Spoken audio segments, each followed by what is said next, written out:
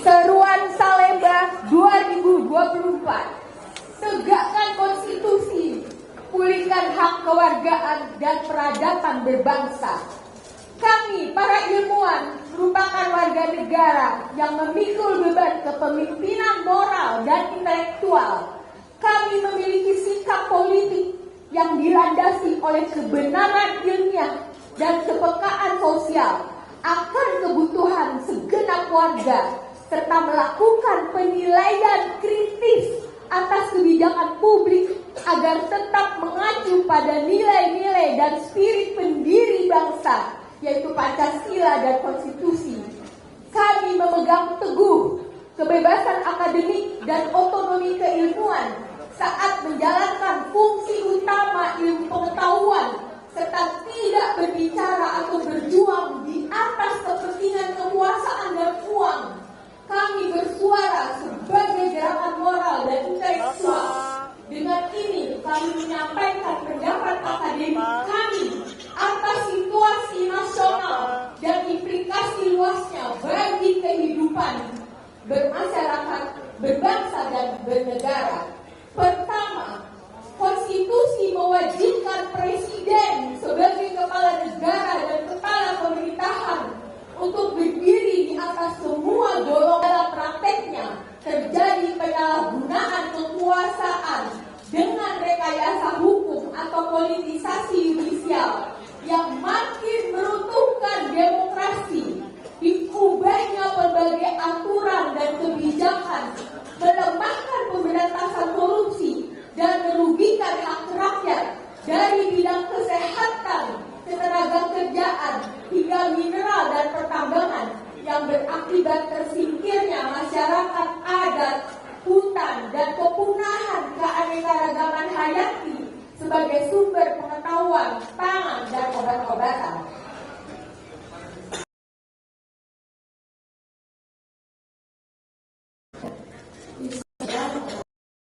Menopang rakyat miskin nampak seperti pembiaran kemiskinan. Padahal seharusnya penghapusan kemiskinan dilakukan dengan cara seperti memperluas lapangan kerja di segala bidang, meningkatkan kapasitas penduduk usia muda agar produktif, sehingga memiliki inovasi untuk menghasilkan produk sains, teknologi, kesenian, dan beragam produk budaya. Keempat, selama 10 tahun, pemerintah telah melahirkan berbagai kebijakan yang telah mereduksi substansi pendidikan menjadi urusan administrasi belaka. Para pengajar dibebani berbagai borang penilaian, sementara substansi dan profesionalisme pendidikan terabaikan. Setiap tahun, prestasi pelajar kita dalam sains, matematika, dan bahasa semakin merosot. Ini mengacu pada ranking PISA.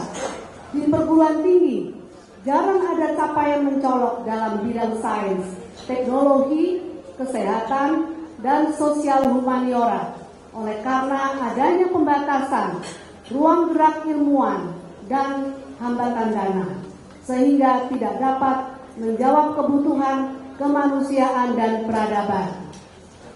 Kelima, telah terjadi kekerasan simbolik atau budaya melalui bahasa, simbol, representasi kekuasaan, penyalahgunaan ilmu dengan tujuan menyerang kesadaran, nilai, dan norma terkait kebaikan, kejujuran, kebenaran, dan keadilan demi membenarkan tindakan untuk mempertahankan kekuasaan. Kekerasan simbolik adalah awal bagi pembenaran kekerasan psikologis, termasuk intimidasi yang telah seperti menimpa para guru besar di berbagai universitas, khususnya di Jawa Tengah, usai menyatakan sikapnya. Kekerasan budaya akan menjadi pembenaran terhadap kekerasan fisik.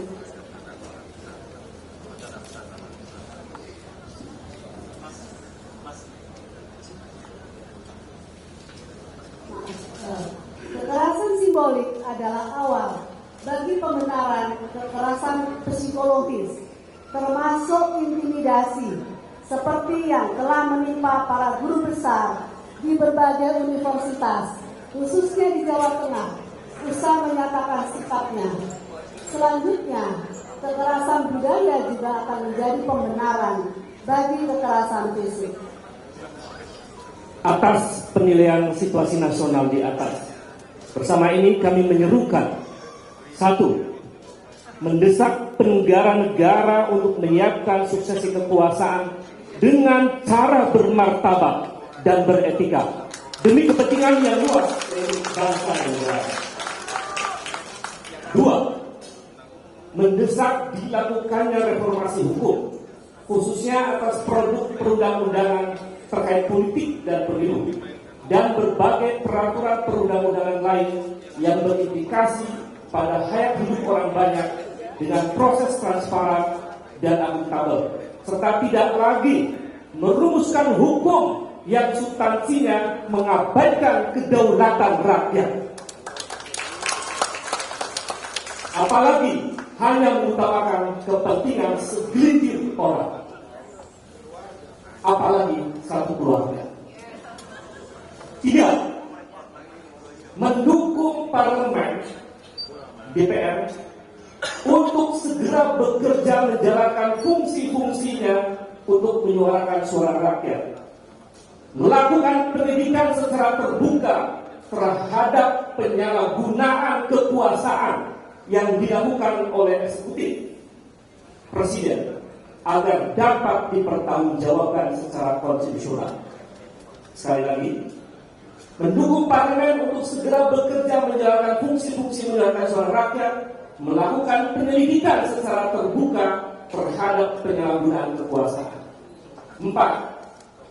Mendesak penghentian intimidasi terhadap warga negara, termasuk terhadap akademisi ketika menggunakan hak berekspresi, dan mengingatkan pemerintah untuk mematuhi konstitusi dan negara hukum. 5. Mengajak warga masyarakat luas agar menjadi warga negara yang paham serta sadar akan hak-haknya dan berani mempertanyakan kebijakan publik, khususnya yang berdampak pada ketidakadilan. 6. Mengajak kepada seluruh ilmuwan dari Sabang sampai Merauke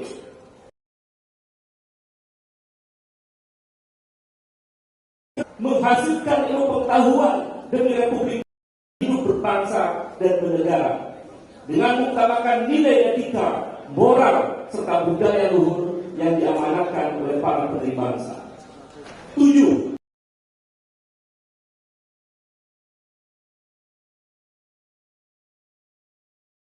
Korupsi dan nepotisme sebagai musuh bersama. Terima kasih. Kita teriakan bersama-sama: hidup rakyat Indonesia, hidup perempuan Indonesia, hidup petani Indonesia, hidup buruh Indonesia, hidup para pekerja profesional Indonesia.